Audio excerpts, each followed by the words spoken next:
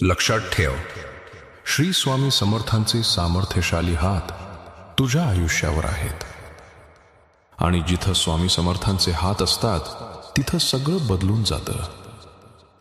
याचा अर्थ तू एकटा नाहीस, तुला कुणी विसरलेलं नाही, तू असुरक्षित नाहीस.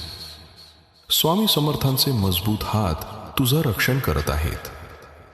कधी तुला वाटतंय की मी कोसळतोय, मी संपलोय, पण लेकरा, अगदी त्या क्षणीही स्वामी शांतपणे काम करत असतात. ते नेहमी दिसतीलच असं नाही. कधी कधी ते मुळांसारखे असतात.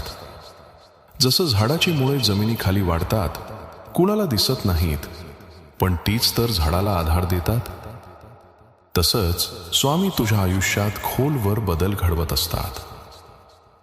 म्हणून धीर सोडू नकोस. उशीर होतोय म्हणून असं समजू नकोस की स्वामी नाहीत.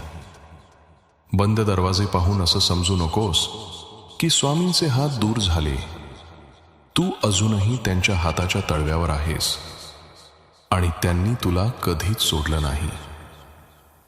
स्वामींचे हातच उचलतात, स्वामींचे हातच हरवलेलं परत आणतात आणि योग्य वेळ आल्यावर, परिस्थिती तयार झाल्यावर स्वामी समर्थांनी जे ठरवलंय ते कुणी थांबवू शकत नाही. स्वतःला सांग, स्वामी समर्थांचे सामर्थ्यशाली हात माझ्या आयुष्यावर आहेत. कदाचित मला अजून दिसत नाही, पण मला ठाऊक आहे की स्वामी माझ्यासाठी काम करत आहेत.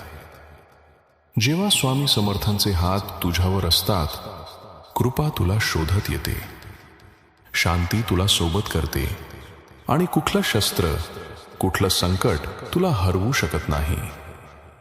विश्वास ठेव, स्वामी समर्थ अजूनही तुझी कथा लिहित आहेत.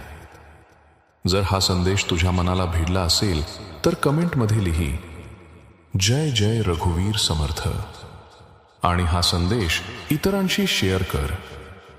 स्वामी समर्थ तुझं भलं करतील.